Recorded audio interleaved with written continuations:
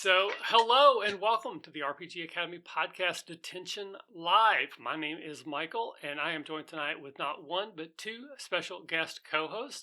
To my virtual left, Lisa. Lisa, say hello to everyone. Hello to everyone. I'm Lisa Lee. How's it going? Doing very well. Thank you for joining me. And then to my virtual bottom, I guess, is One of those directions. Yeah, Ryan. Ryan, say hello to everyone. Hey, everybody. Nice to be back. So this is Detention Live, our other every other week sort of show that we try to do sort of a live, loosey-goosey talk show-esque sort of thing. We're going to talk about some TTRPG stuff, a lot of D&D stuff. We're going to play some improv games badly, at least badly in my case. But we like to start with what we call extracurricular. And this is where we just talk about what we've been up to recently, and this can be anything related to gaming or not, personal, as much as you want to share. Lisa, I'll start with you. What have you been up to? I have been working on some series of audiobooks for the world of Shadowrun and some other fantasy gaming worlds that do tie-ins, which is really fun. I just helped cast another RPG show and was exec producing and PR marketing directoring on that. And then some NDA stuff that I can't talk about because, people love to hear that I can't talk about it. Right. But it's really exciting stuff. Well, one thing we can talk about is you are one of the faculty members for our new upcoming 13th Age streaming game, which we're in December, so it's not going to be much further. We're hoping to launch in January. That's the plan. It is called Shadow Spawns, and there's a bit of a hesitant there because it's supposed to be, is it Shadow Pawns or is it Shadow Spawns? That's for you to figure out. It's 13th Age. And who are you playing in that game? I am, you're going to make me remember her name. Daria. I'm playing Daria. Should I tell them what she is? Sure, yeah. Let's share. She is a river guide. She has been a river guide, and she is not really sure what's going on, but it kind of looks like when she gets upset, leaves turn brown and fall off trees. And when she gets really angry, lightning might strike. Heat lightning might strike, and she might... Sounds like an angsty, angry teenager. She's not quite... Does she wear glasses and have brown hair? Is, but she's figuring it out. Yes. And it's a great team of folks. The stuff that everyone in the faculty we're playing with is just... I'm really excited to game with these people. Yeah, I'm excited as well. I always like to run a 13th Age. It's one of my favorite systems to run. I've had so much fun with it. Brad and Caleb are the other two faculty that are participating in this, and we've got together. We had a non-canon session 1, which I thought was a lot of fun, and we actually got character art that's been coming in, so that's the first time we've ever done that, which is super exciting. So yeah, I'm very excited to get Shadow Spawns launched here sometime in the next few weeks. And I'm bummed not to be participating because I completely had to bow out of that one. Yeah, you were going to Time is an elusive thing for me. But life gets in the way sometimes. So we'll do that. So Ryan, what have you been up to, buddy? Oh, man. So real life happens, and I generally have something going on every day of the week. This is one of those nights where I don't. I coach volleyball. I coach volleyball for girls. I don't have girls. I have 2 boys. So, imagine how that goes. I am the cub master for my kids' scout pack. So I do that a couple times a week, keeping up on things and keeping about 25 kids and 10 adults kind of on course. And during this whole COVID thing where everything is remote, where it's not really planned to be that way. What else? Basketball with my son, and we've rescued dogs and all kinds of things. I started a job a couple months ago, so yeah, a little bit of all over the place. And finally, very happy to be here because this has been always kind of a relaxing, fun time for me playing games, and I don't get enough of it anymore. Yeah. So very happy to be here tonight. Well, disappointed I'm not playing that 13th Age game. Well, we might have you in for like a special guest appearance if things work out. Maybe you play an NPC for us or something. So we'll keep the invite open to see what happens as we move on. As for myself, there's quite a few things going on. So again, we missed Thank you, Foxblade, for the subscription. We missed last time we were supposed to do this, so it's a little bit further out. But a Catacon virtual isn't that far in the past. And overall, I'm super excited with how it went. There were a few hiccups, definitely some lessons learned that if we do a virtual convention again, we will do it a little bit better. But overall, I can't really complain. The Kickstarter exceeded expectations. I was able to pay off all of the bills that I had from stuff I had already paid for and some things that was floating from previous expenditures. So, yeah, that was really good for me, really exciting, really fun. Uh, Looks like that we're probably going to be able to have an IRL convention next year. I mean, it's still a year away, but with everything I'm seeing online about the vaccinations and probably listening, like April, May, June seems to be when they're going to be dispensed to most people in the US. I'm sure there's going to be hiccups and problems, but our convention isn't till November. So right now, I'm still fingers crossed that the next Academicon will be back in living color and in person back in Dayton, Ohio. So that's exciting for me. I've been DoorDashing. Yeah, two things. What's that? I said two things. It actually starts at 0. So you mentioned being able to pay everything off because it'll be a positive thing from now on, and Yes. not work a hole in your soul. And I'll let you know how the vaccine thing goes because I get mine before the end of the year. Oh yeah, My new job is working for our healthcare system here in Cincinnati, and we are the only hospital triangle in the state of Ohio. So we get access to ours by the 5th. They're going to start distributing it by the 15th. Oh wow! So well, I'm hoping that everything goes well. I'm sure there will be some side effects, but I hope they're minimal. You're not going to turn into like a fish person, or your eyeballs. Yeah, I don't think out so. Of your head or anything.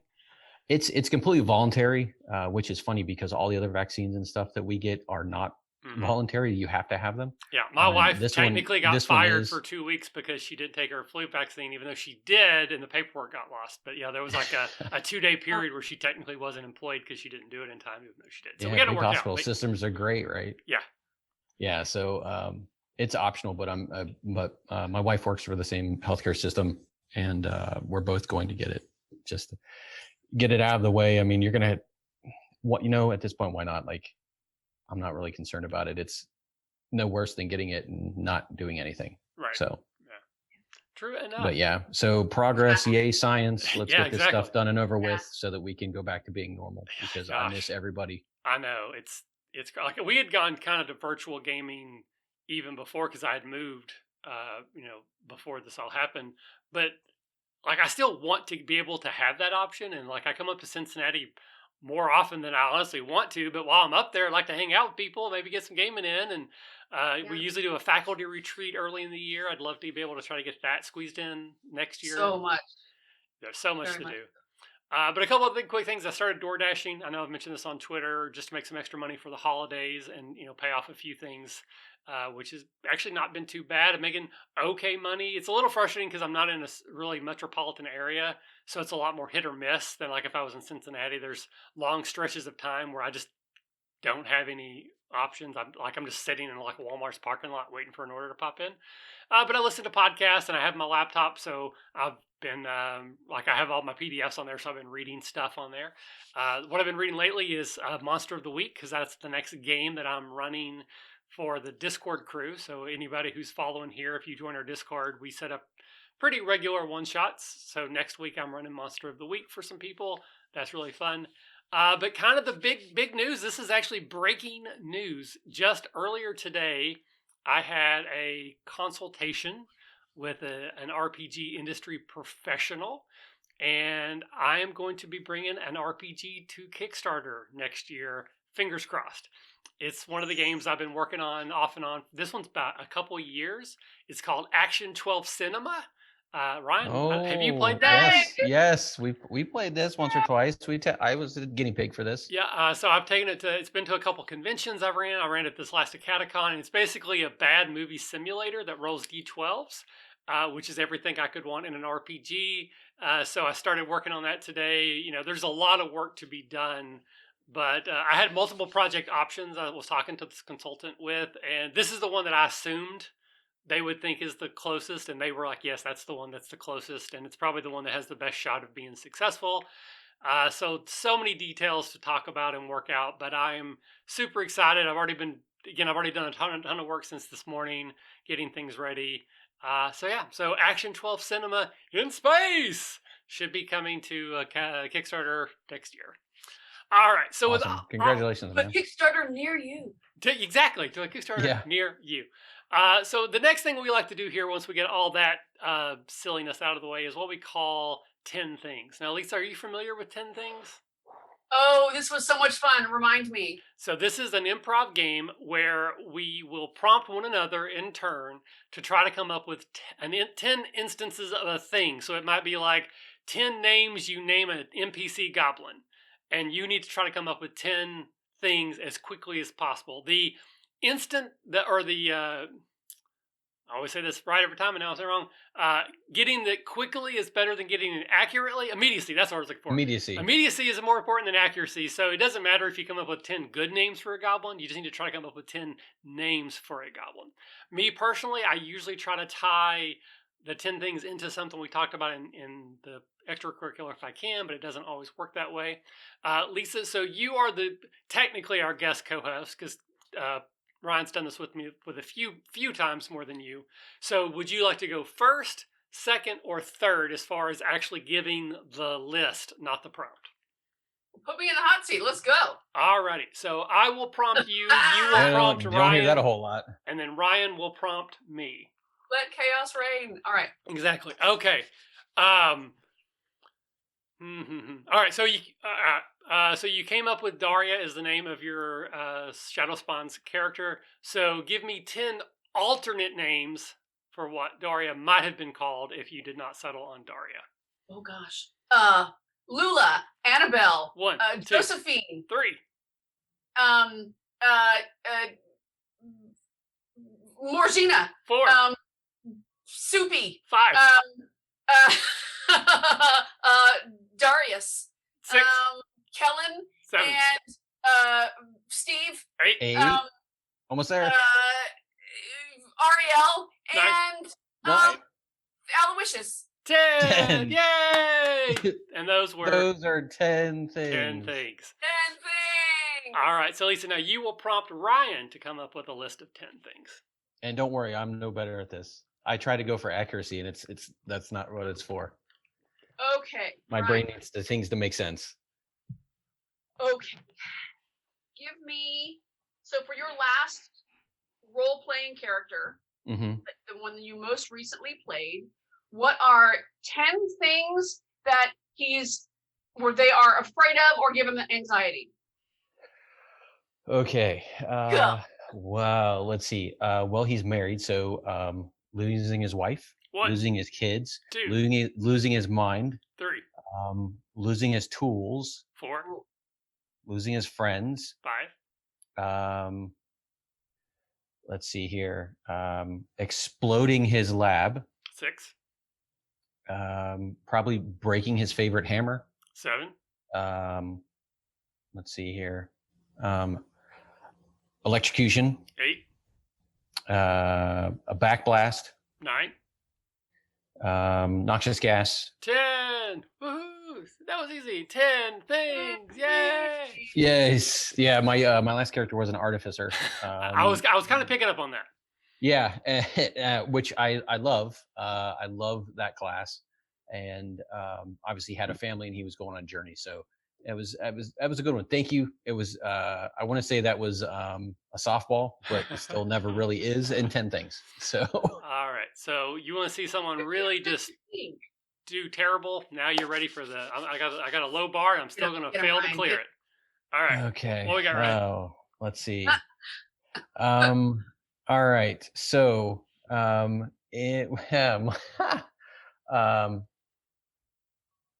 Michael, give me the 10 oddest things you have seen since you have been Doordashing. Okay. A trailer on blocks. 1. A car on blocks. 2. Trailer on a car. Stop talking about my house. 3. A detached front porch. 4. 2 trailers parked together with a awning over top of both of them, making them a house. 5. Chickens loose in the yard. 6. You're in Kentucky, Chickens that's not loose in where the they are. house. Okay, that's on 7. A really, really nice car in front of a really, really crappy house. 8. People who don't tip. Not odd, but just pisses me off. 9. And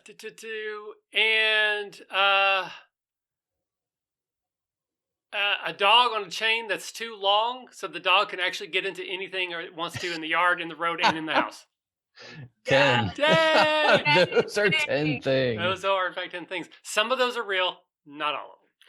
Oh, right. nice. Well, Oh, you're it's deep into a little Kentucky, biased so there. we'll let everybody else put in chat who what they think is real and what Yeah, they think is I'm fake.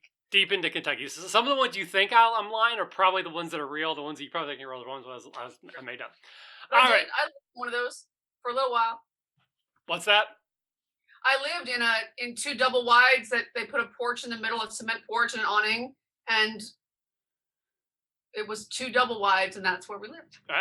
I mean, if it works as a house, it works as a house. I've lived in a trailer for quite a while over my lifetime, but that was the first time I saw 2 next to each other with just like a roof built over top of both of them. That was unusual. Big time. Yeah. All right, so now we're going to move into used books, and this is normally sort of the meat and potatoes of the show. Doesn't always work out that way, but it often. And this is where we're going to talk about a previous game or campaign that one of us has played in. And the idea is we're going to try to mine this for some lessons learned, what we could do maybe differently from it that would make our games better in the future, or things that worked really well that we want to take with us and continue to do to make our future games go well. Liisa, again, you are our special guest co-host tonight. So what campaign or what game are you wanting to talk about? And then just talk about it. The most recent game I played was Casting a Thing. So we'll talk about that. And that was really, it was really fun to do. It was really fun to do as a producer, to give notes to the rest of the executive producers on what was going on and notes good and bad, right? Okay. Like where the improv was amazing on some of these people, you can see the nerves kick in. So when they had to, because it was an audition, the stakes were a little higher than a game, I think.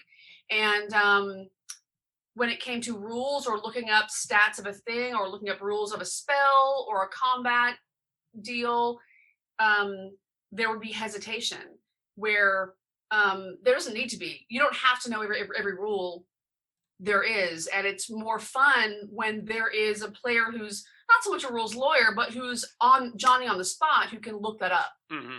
You know, I kind of really love the teamwork of knowing that your table is with you and you can rely on different people to like speak up or just kind of keep that flow going. When you have a bunch of people at a table, you've got 6 players and they're all in combat, it's really fun to know that the breaks don't have to go on. There's no speed bump when you've got to go, what is the rule for that again? And then you can keep describing or keep the combat going or the improv or the description going.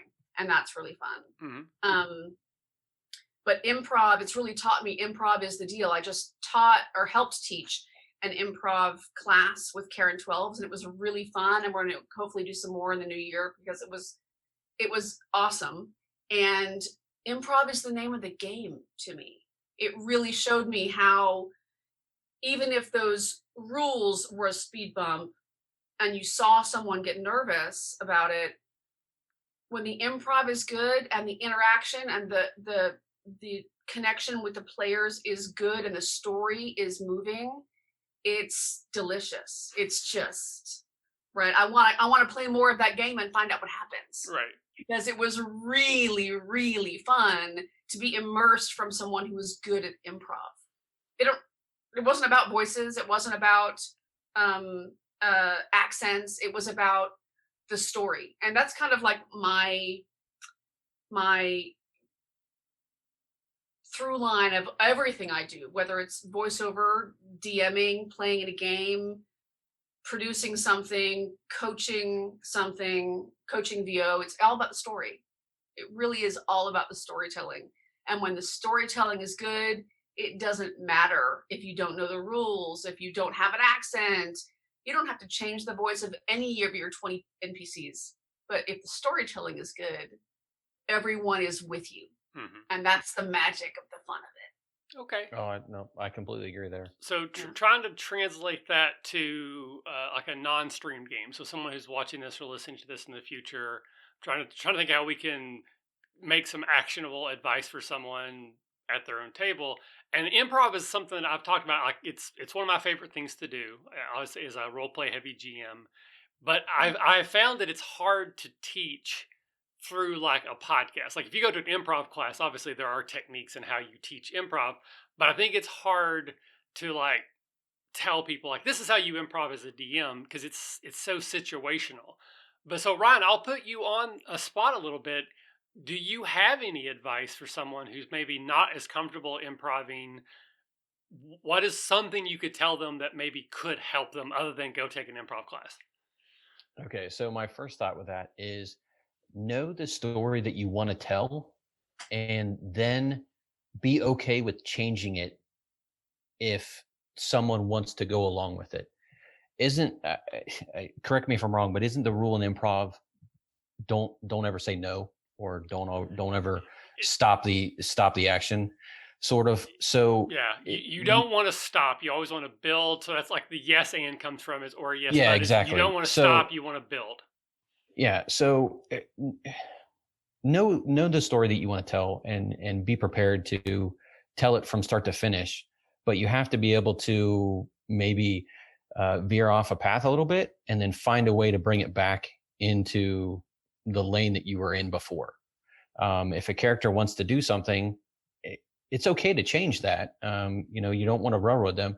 Give them let them have some agency and gently steer them back.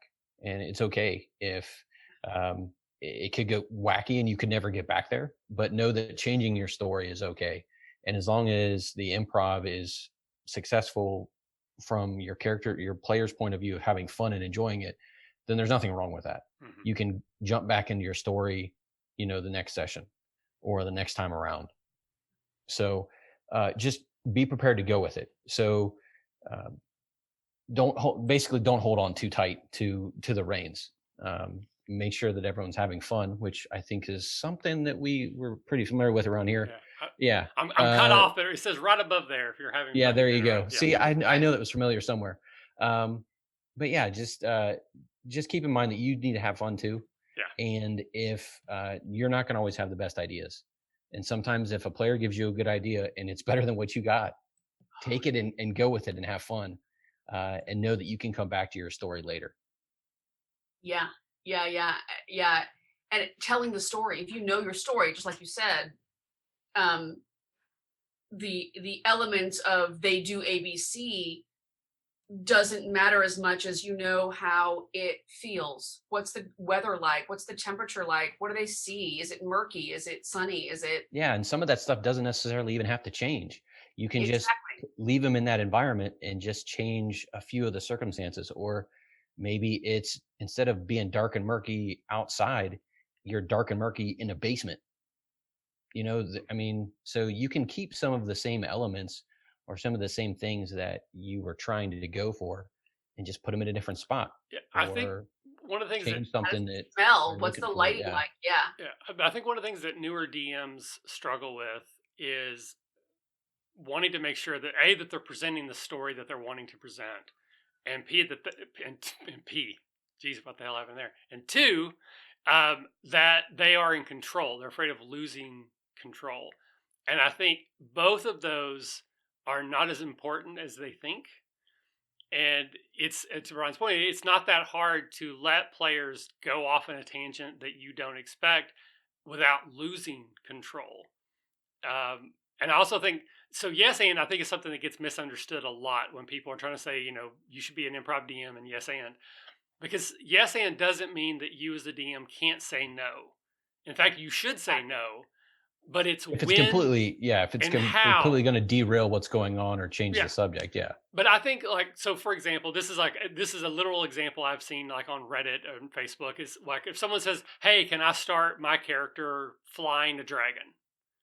No, you cannot. because in this game you're starting off as, you know, this, that, or the other. There's a reason, there's a story reason why that doesn't make sense.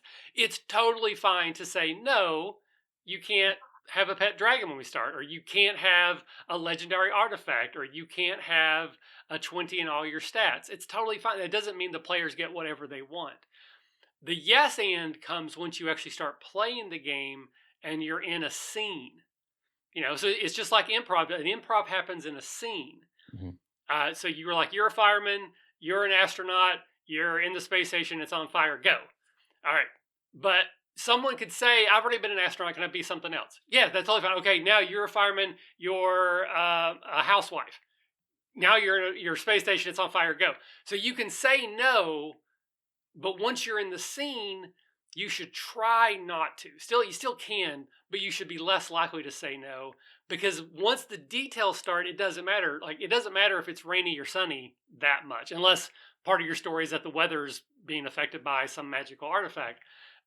But, you know, it doesn't matter if there's 2 NPCs or 3 NPCs. It doesn't matter if there's a rock nearby or 2 rocks nearby. So if players are adding all these details, are they really going to mess up the story if they create an NPC that you didn't plan on being there? No, they're not. So that sort of just letting them yes and build off of that, I think, is very important. And one other thing I'll say, and then I'll turn over to Liisa for a minute, is from a player standpoint, there's an example. If you want to go back and listen to She's a Super Geek, me and Caleb, pretty early on into their run, we guested on an episode of theirs in a game called Soth. And if you're not familiar, it's a game which is a good one. It was. I loved that game. It was so much fun. Soth is like a Cthulhu-esque monster, and we're all working as a cult trying to help Soth come into the world. So we play bad guys on this like mission. And there's a moment that happens in the episode, and it's super apparent. Everybody's having a good time. Everybody's throwing out details, and we're improvising, and it's great. And I, like an asshole, said no to something that Caleb had thrown in. And there was no reason for me to say no, other than in the moment, it didn't fit the image I already had. And you can just, there's a perceptible drop in energy. When I said no, it brought the game to a complete absolute halt. And then I caught myself and like really quickly, I'm like, actually, yeah, that's great. We'll do that.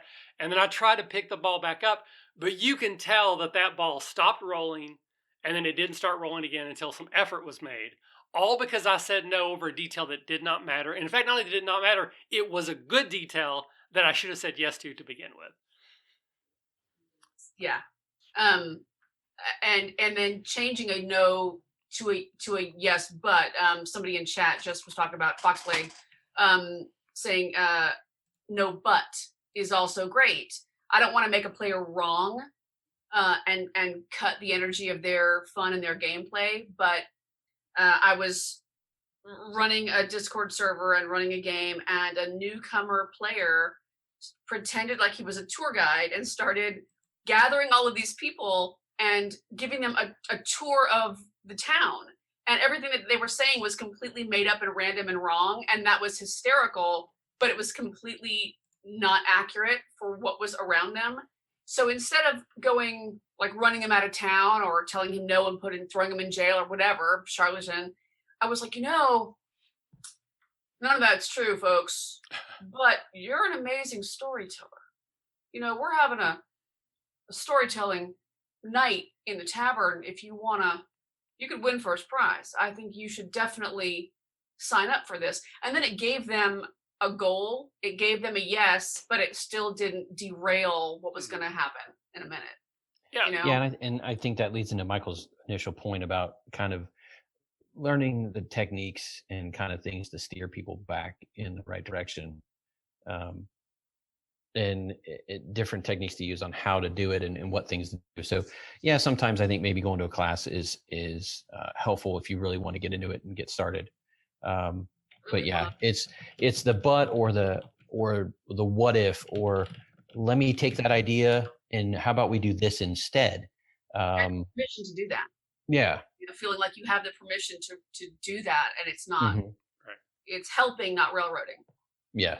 Yeah, and for me, there's a joy that comes with just really like whip crack you, then me, then me, then you, just everything going on, and I really love that.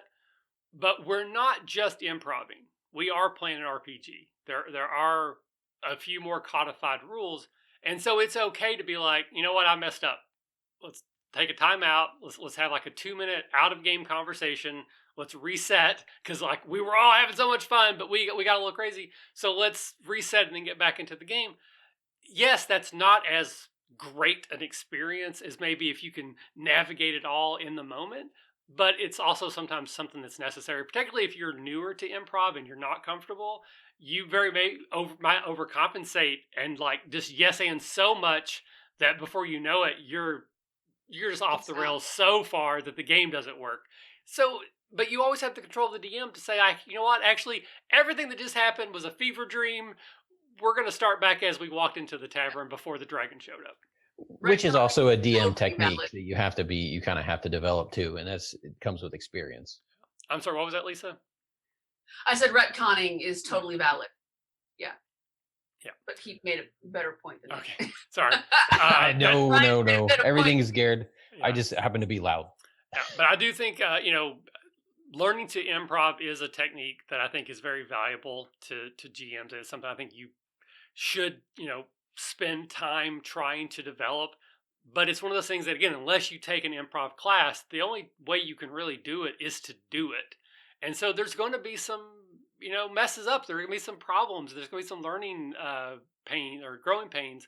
But I think it's worth it in the end. I definitely think I've gotten to be a better DM when I've now opened myself up to doing that. And I enjoy DMing more because I prep less because I get to play too.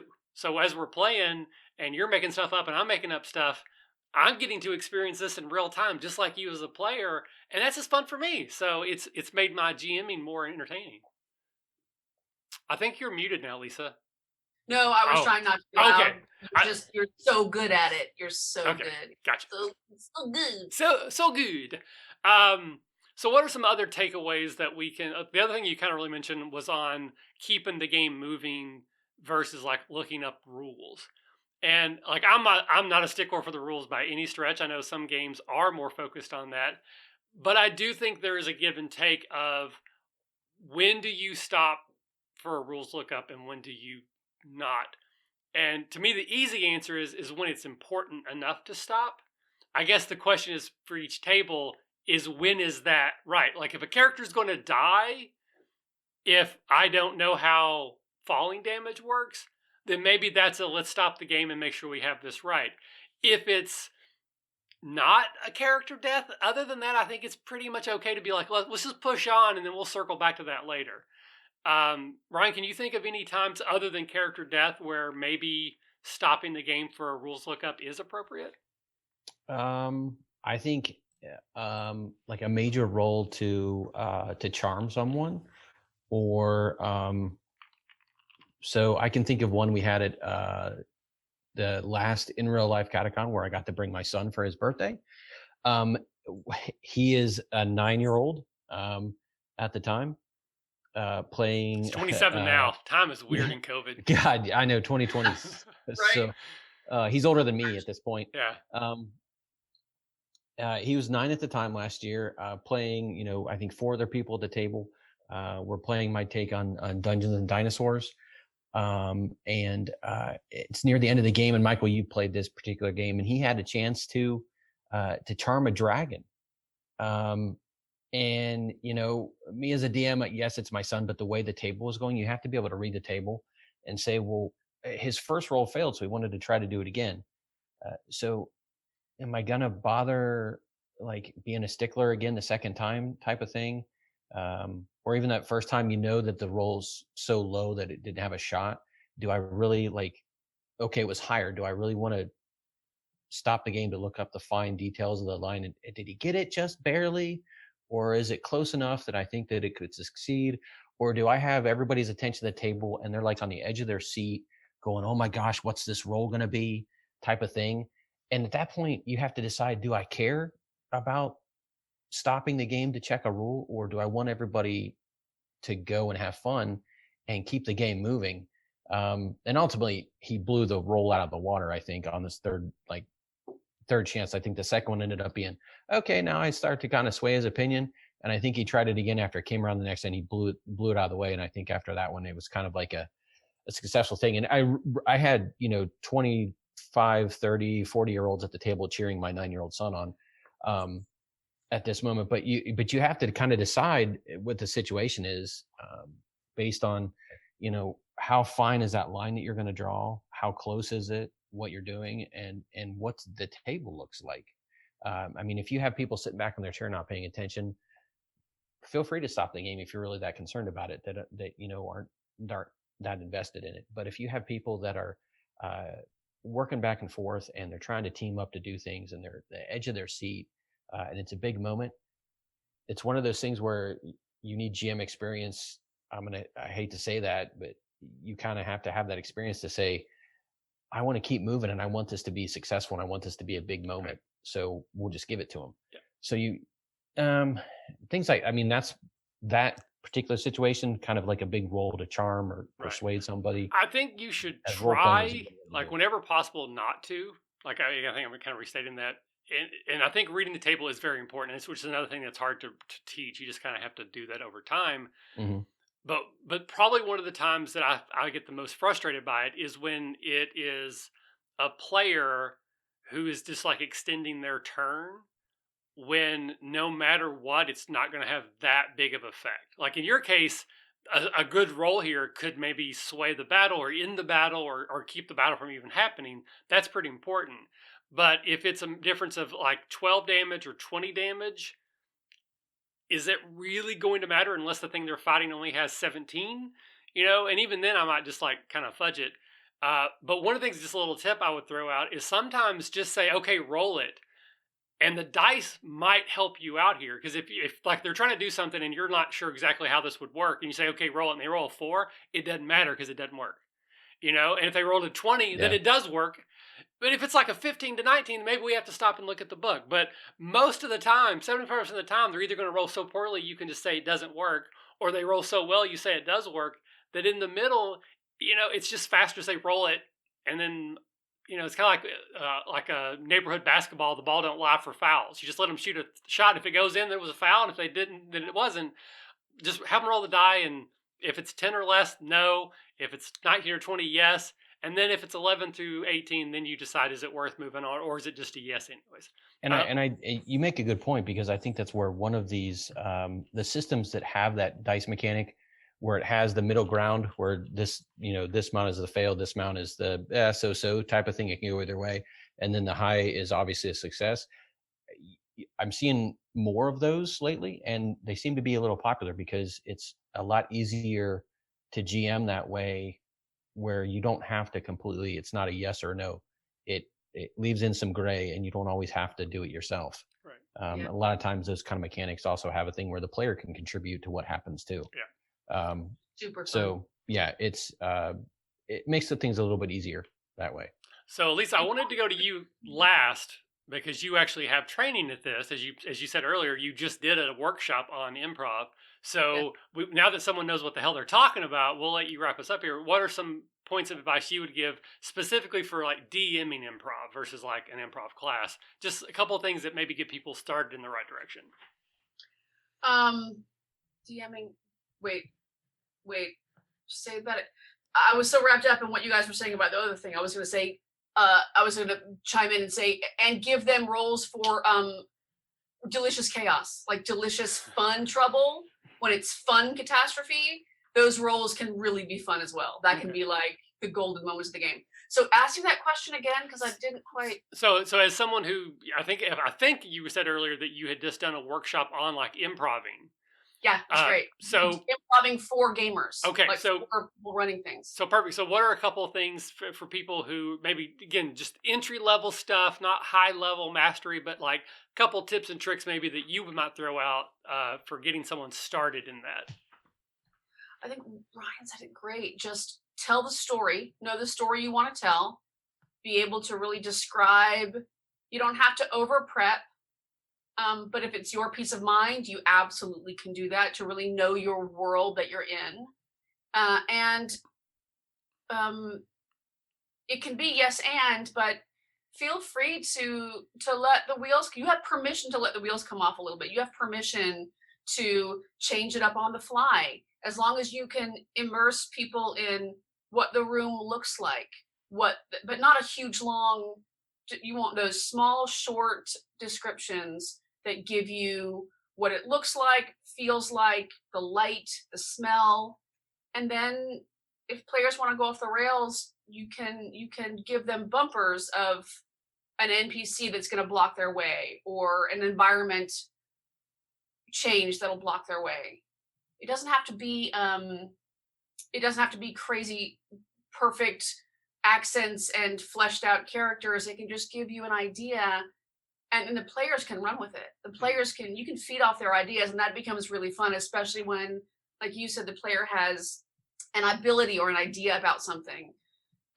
Somebody finds a trinket, you can take that and run with it. It's not, the trinket tables, I love them because it can give you a whole new quest chain. Somebody finds a blah, somebody finds one of those, a top with 4 faces on it. Those 4 faces are going to be their ancestors, and now you're off on a quest chain. You can just grab, that's the yes and that is great. Right. You don't have to yes and a players derailing your story. I think one of the benefits that you have as a game master, if you're running a campaign, one shots are a little bit different, but let's say you're running a campaign and you do some yes-anding and things get a little bit out of control, you always have the option to be like, okay, I think this is where we're going to end here tonight. And now you have X days, a week, a month to figure out how everything you just made up makes sense in the world you established. And then you start fresh next time.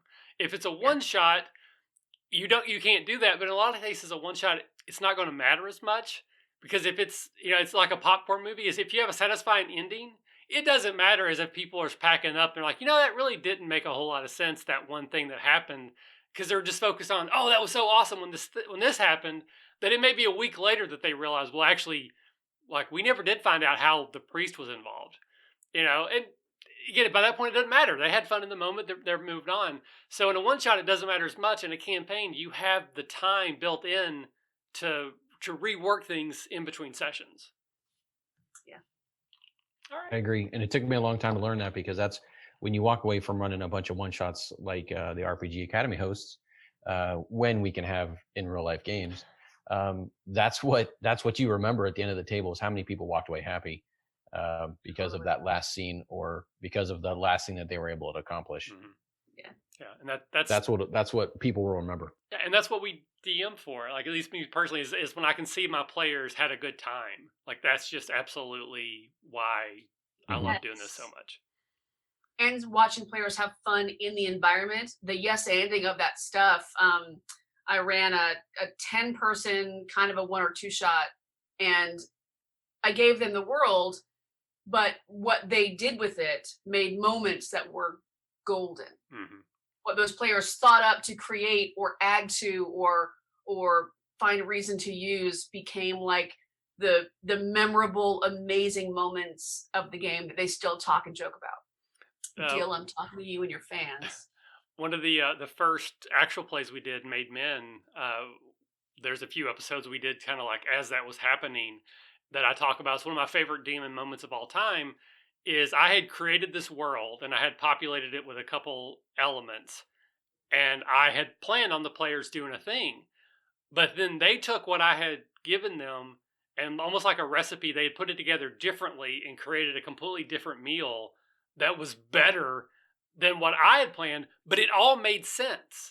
Like I didn't realize what I was doing. I said, this thing does this, and this thing does this, and this thing does this. And it's almost like a combo in Magic the Gathering or something that the designers didn't plan for, and it becomes too powerful.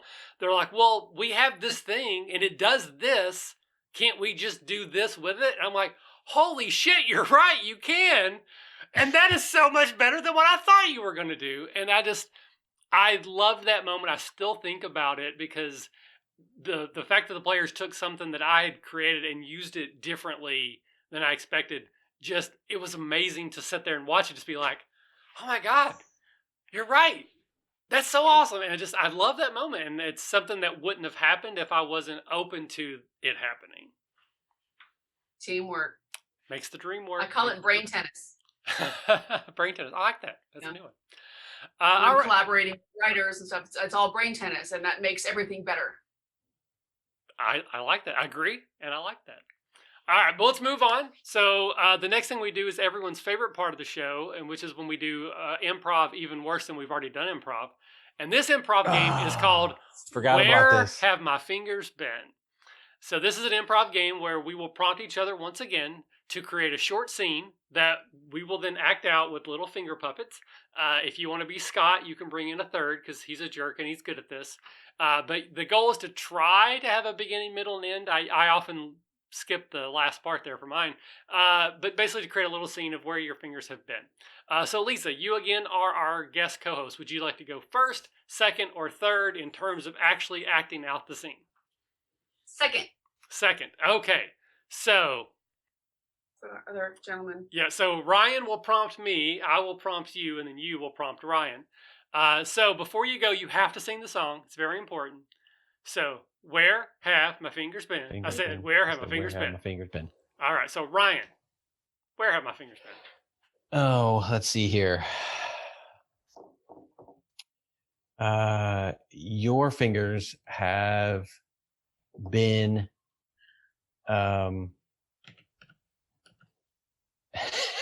your fingers have been at a radio station, and the host has been taking calls with people trying to call in and win a trip to a fantasy island.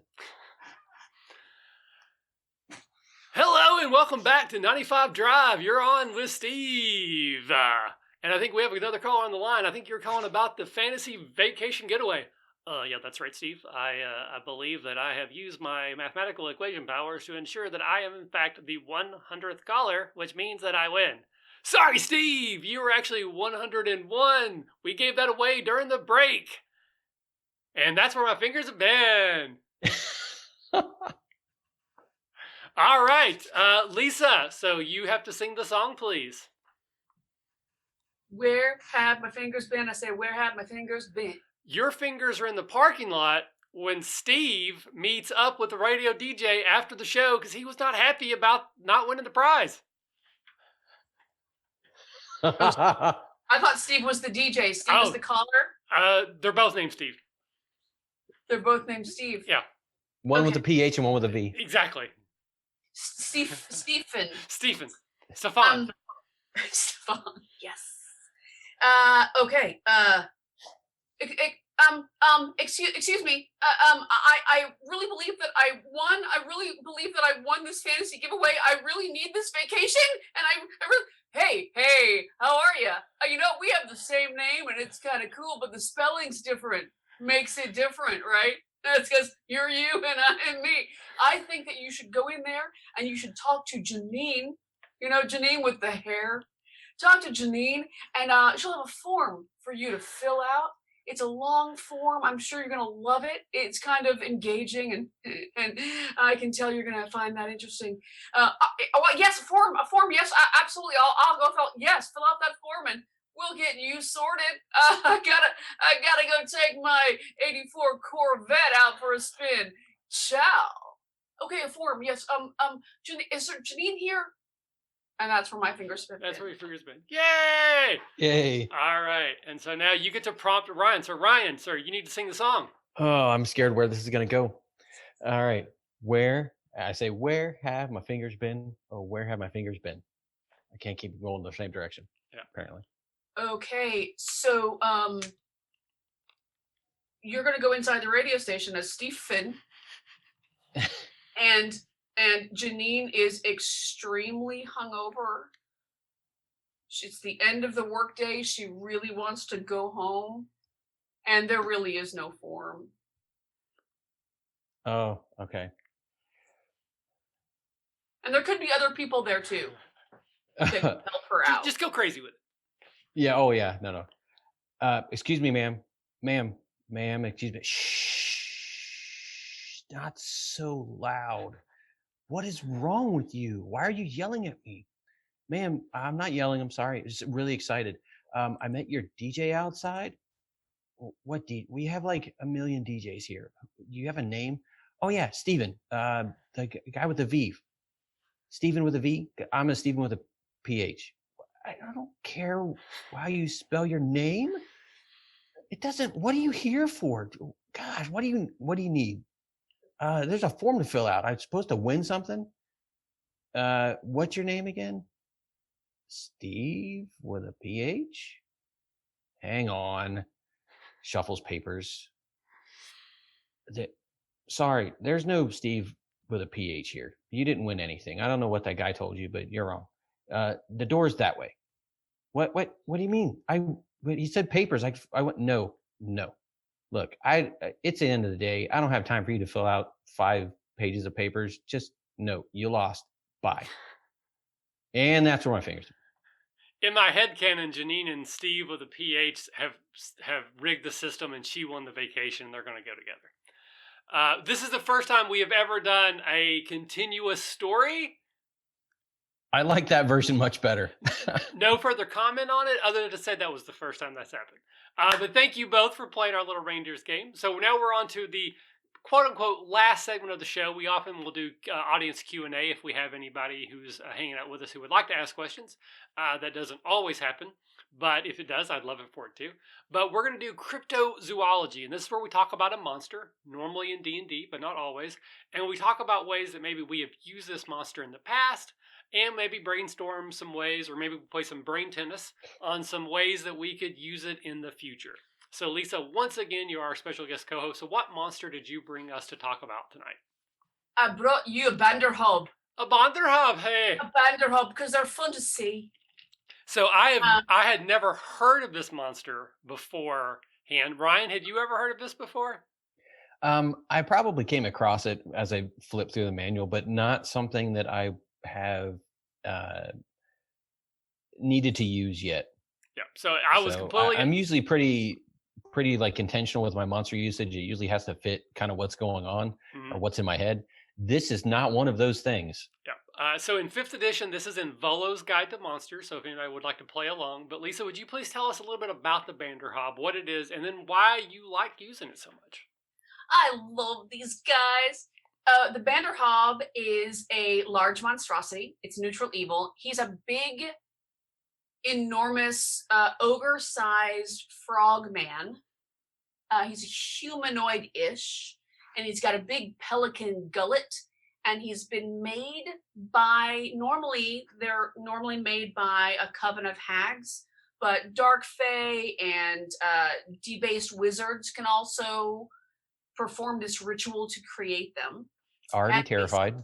Yep. They're made to steal things. Normally it's people, but they can steal anything, and they swallow them down into their big crawy gullet.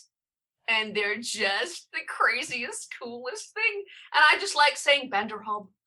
In other words, this is a guy's like the boogeyman. He is the boogeyman who will steal children. He's the boogeyman that rivets. Razor-fanged mouth, yeah, and his super long tongue. He is bad news. Yeah, they are quite tough. They have some movement powers. They can basically teleport shadow to shadow. And they're also temporary. So when they're created, they have a shelf life, which actually reminds me of like in the early Game of Thrones series or in the books, the Red Wizard is able to birth out a shadow baby, which doesn't look anything like the BanderHobb. But basically, it's a very short-termed servant that fulfills a very specific purpose. So the BanderHobb works a lot like those did in the show and in the series. But like I said, they can go capture people, put them in their gullet, return back, and then deliver their captive to their creators / masters. They're pretty cool and they're tough. That's the thing that surprised me, because like my first thoughts are like frog people, but they are way tougher than your run-of-the-mill frog people from like the swamps. These things will... Oh, it's got a decent... It's a meat sack for sure. Yeah. It's got some decent hit points. So have you actually used one of these in the past, Lisa? Yeah. All right. I love that they're meaty and beefy, because it gives you a chance to have them appear mid scenario, steal or take the person or the thing that they have been chosen to steal or take. They're hard to kill, so you can. I added sprites and pixies and things into this crazy wedding scenario where this BanderHobb came and stole the bride and took her away, and so the party had to go and rescue her. So then you have this beady, meaty character that does what it's supposed to do, making sure the party doesn't kill it right then and there. So it takes it to another location, and then you have another goal, and you can move the story along to other locations, other quest chains, anything else. So it's a great stepping stone creature to bring you to the next things. And it's not like a super high level creature, but it's kind of your first portion. It's only a challenge 5, so you're talking, but it's an earlier creature, but it's not like, you're going to fight a goblin or something. This isn't your everyday common thing. So it's good. And it's not your run of the mill thing. So most parties, most adventurers, player knowledge versus character knowledge, the characters aren't going to know what this thing is probably. So it's not a bad thing to use. And Michael mentioned one of you mentioned its tongue. It says it's got a 15-foot reach on a tongue. If something that big spits a tongue at me, I'm probably gonna run. Like, that's gnarly. If you just saying, eat it. Yeah. Yeah. I mean, it's part frog, right? It probably just jump to the other side of wherever I'm headed. Well, it can also instead of Misty Step, it's Shadow Step. It can Misty Step within Shadow to Shadow, which is pretty awesome. And then it also, the other cool thing about it is, beyond your storyline, legend tells of a dark tower in the Shadowfell where the shadows sometimes reform and BanderHobbs roam. That's from the book. So you can also take them. You're also another ticket to a whole nother quest chain to the Shadowfell and other things and dark towers and fun. Things can go horribly awry, or not. So again, and then there's hags. I mean, if they're whoever they're birthed by, right? That's who sent them to take the thing. So then you also have that secondary part of your adventure. I mean, what happens if the thing that you're chasing gets swallowed and it gets stuck in the shadows while it's shadow stepping, and it completely shifts planes on you? Then your character is lost, on a whole different plane. That was actually my first kind of thought of a way to use it. Is it's sent by something to get something or someone, but the time runs out of its life cycle before it delivers it.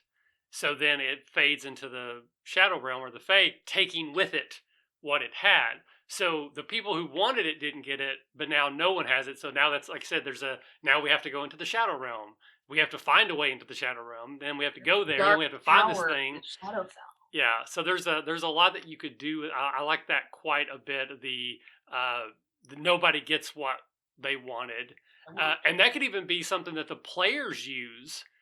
So imagine there's a thing that's causing problems, like a war between multiple kingdoms or multiple factions, and whoever has it, like it's a birthright sword or it's a thing of power.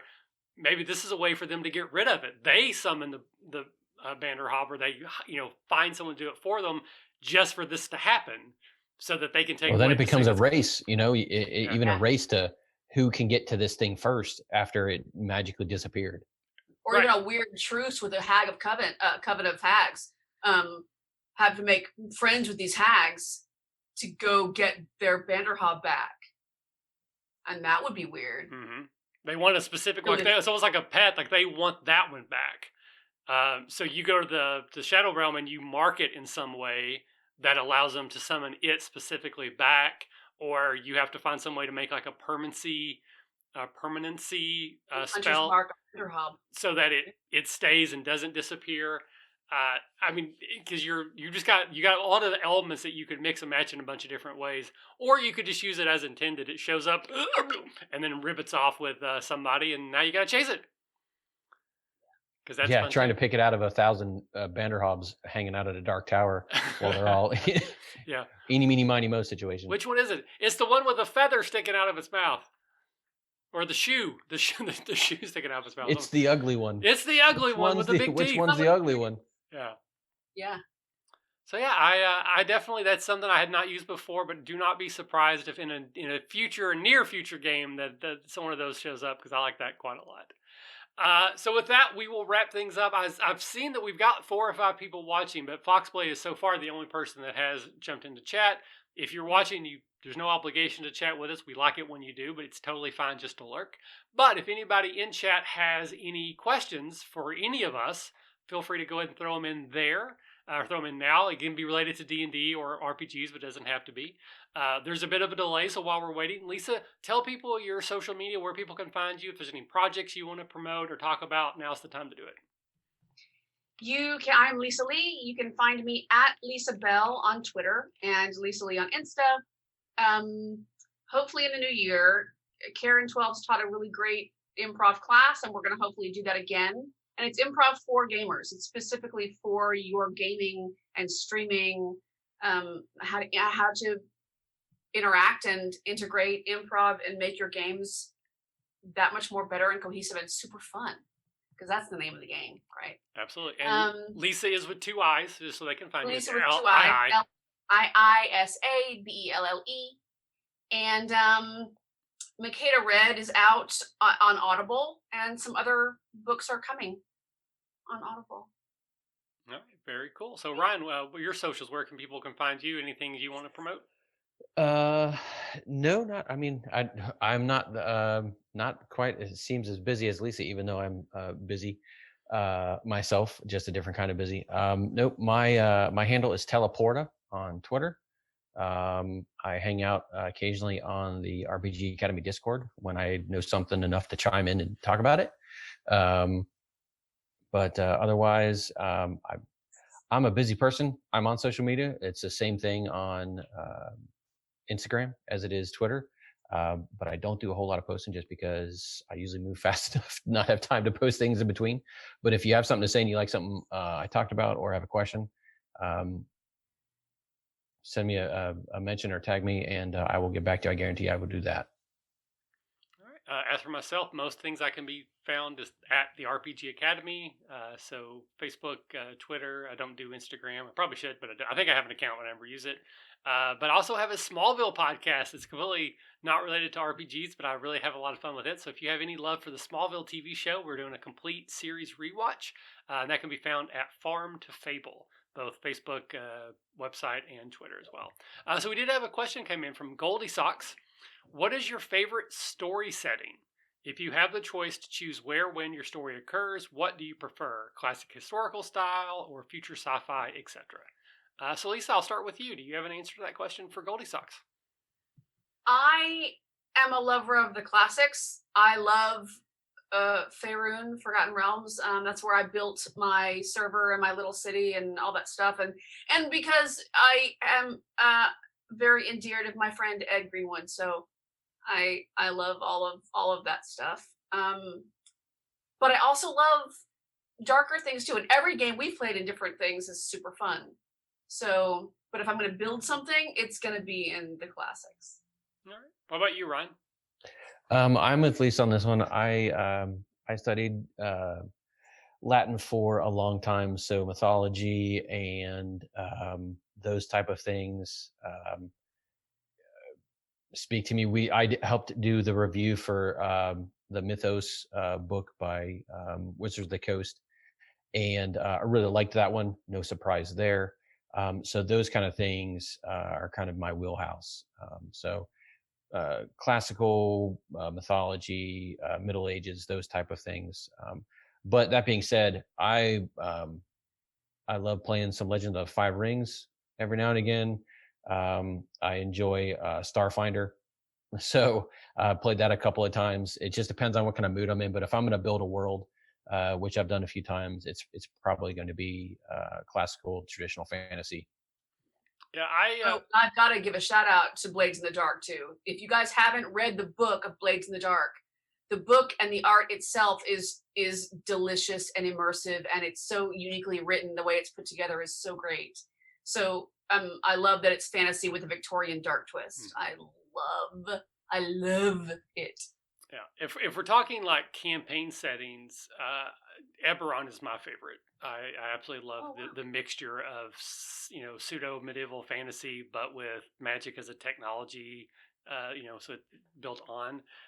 But I'm more of a fantasy person. Like I'm drawn to that. Fantasy is my favorite genre to play role playing games in. After that would be superheroes. Sci-fi is probably my least. I don't say least favorite because I'm sure there's others I just never played, but it's like third and like distant third. Star Wars being an exception, but I think of Star Wars as fantasy in space. It's not really sci-fi. Uh, so definitely classical medieval fantasy, wizards and knights and dragons and princesses and kingdoms and betrayal. That's my wheelhouse. That's where I live for DMing and for playing. And then setting specifically would be Eberron would be my favorite. So I hope that was kind of what you were looking for, Goldie Socks. But thank you very much for the question. I really did like that one. Yeah, thank you, Goldie Socks. All right. And then we'll wait just a couple minutes more to see if anyone else has any questions. No pressure. Don't feel obligated to, but I want to give people a chance. So just a reminder that within a few weeks, hopefully, Shadow Spawns will be started on this channel. I think we're doing Tuesdays. Every other Tuesday, 8 o'clock, I believe is what we said. Probably start at 8 o'clock, run until about 11. Again, it's the 13th age game. We're starting at first level. It is Lisa, Caleb, and Brad playing. I will be running. We've got characters created. We're about ready to go. I'm super excited about that. On the alternate Wednesdays of this show, Tom runs a D&D 5e game. Currently, they're playing Ghosts of Saltmarsh, though I think they're kind of off the book at this point. I think it's kind of doing its own thing. They've been running that for quite a while, and they're going to run it all the way to level 20 before they move on to something else. And then on occasion, we do other streams on here. I was for a while doing video games pretty regularly, but that got derailed with Doordashing and just some other things. But I'm hoping to get back to it. So if you check out our channel, if this is your first time here, please consider following us. Subscribe if you can, but just following us and get alerts for when we go live would be awesome as well. And Goldie Socks, you're very welcome. So it doesn't look like there's any other questions, so I guess we'll wrap it up there. So everyone say goodbye and do a little awkward wave out as I look for the close the stream button. Bye, everybody. Bye. Thanks. Bye, guys. Thank you.